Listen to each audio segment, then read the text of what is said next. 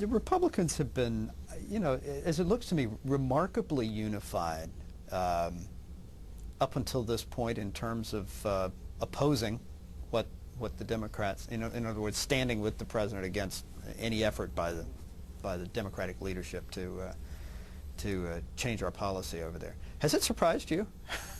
Well, the Republicans. What explains that? I mean, well, I think I think it's a little bit of what I said before. Whose advice do you follow, the military or the politicians? And the fact that you've had that Republican unity doesn't necessarily mean that all Republicans are satisfied with the direction that things are going, because a lot aren't. I personally have expressed skepticism about whether this surge is going to work. I hope it works, but I'm a little skeptical if we're looking back at this a year from now that we'll find it work. But here again, General Petraeus, the other military leaders have suggested that this is worth a try. Isn't it just that it is still, I mean, as unpopular as this war is, and as much criticism as the president has taken over, that the Congress still isn't willing to tell the president what to do when it comes to a matter of war. And that's what's running up against the election results, which the Democrats also feel strongly that they have a mandate, but on the other hand, they're feeling this institutional resistance to doing anything that's going to tie the president's hands. Isn't that true? And wouldn't it be true in any other year? I think that is true, and of course it was easy before November of '06 because you could just criticize and say things are bad. Now after November of '06, they have to have a policy, and right. Criticizing is easier. Developing the policy is not, and so far they have not developed a coherent policy. Right. Well, it's had some other spin-offs in terms of the controversy out at Walter Reed Hospital. I want to touch on that a little bit when we come back. Stay tuned.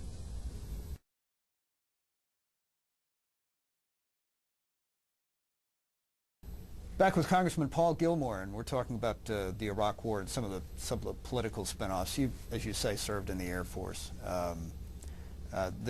The Congress has been dominated this last week with discussion of the treatment of returning veterans at Walter Reed Army Hospital here.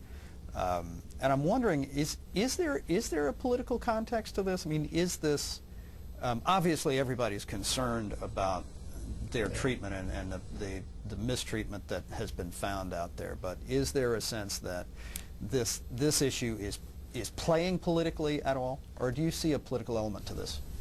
Well, there's a political element to everything. I don't think this is an overwhelming political issue. It's absolutely disgraceful what happened out there, but I don't see it as a political issue in terms of a Republican-Democrat thing. This was a medical management issue centered on Walter Reed.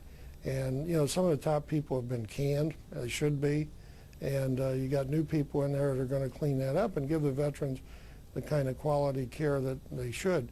I would say in the overall military medical system for our wounded, it's incredible the high quality of care they get. I was 2 weeks ago, I was in Ramstein, Germany at the Landstuhl Hospital, where our seriously wounded from Iraq all come back. It's usually where they go first, and then they go first, and it's amazing. I've talked to patients there who 12 hours before were on the battlefield, and it's just an incredible experience when you talk to these people and their attitude. Almost all of them.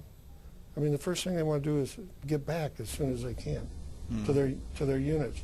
But the percentage of wounded who survive now is incredibly higher than it was in any war in our history. And it's because of the quality of care and how quickly that care is developed. So I think Walter Reed is an aberration. That's one we ought to clean up right now, because that shouldn't happen to any of our veterans. But he also should remember some of the really super care that our wounded are getting when they come off the battlefield. There's been some reports that this problem is sort of a systemic problem. It's not just limited to Walter Reed, but throughout the whole medical defense establishment. Do you get complaints from veterans back home about their treatment under the system? You get some, but you don't get a lot, considering the large number that there are. But you know, in one sense, if it's a justified complaint, is too many. I mean, it simply shouldn't happen. But in any big institution, you're going to have some screw-ups. But this was way too serious, and I think people should have been fired. They were fired, and you're going to get new people in there that I hope will make it right. At the top of the program, I mentioned that you have some new legislative assignments. As you said, you're now in financial services, which deals with banking and finances, the whole thing. We've had some major turmoil in the markets over the last week or so. Major drop on the stock market, apparently related to world stock prices and so forth. How would you rate the economy now? Does this reflect something serious going on in our economy right now, or not? Well, I don't think you can read too much into the stock market on short-term changes. There's a lot of emotion in the stock market, and you know, the last couple of weeks you've had a significant drop. On the other hand, you had about 4 months of pretty much straight rising prices.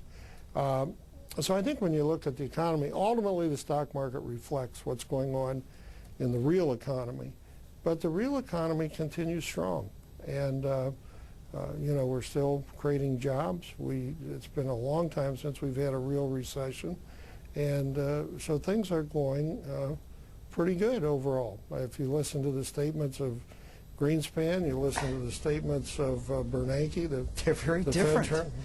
Well, they're very different. Alan Greenspan is out there talking about recession. But he's not saying we're in a recession now. He's saying we might have one. Well, yeah, of course we might have one. We've always had one throughout history. He's saying maybe later this year. Do I think we'll have a recession? Yeah. I don't know when, because we have never in this country or any economy in the world have a straight upward